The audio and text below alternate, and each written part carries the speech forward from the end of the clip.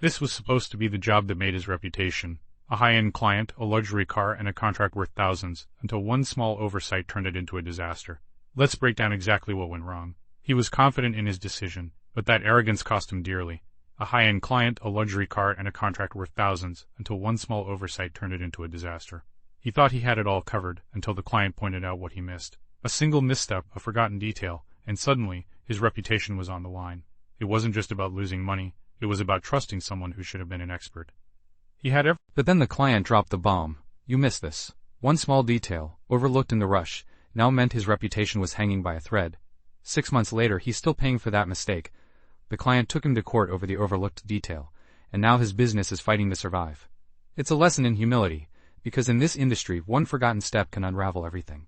It's easy to assume you've got every detail covered, especially when the stakes are high.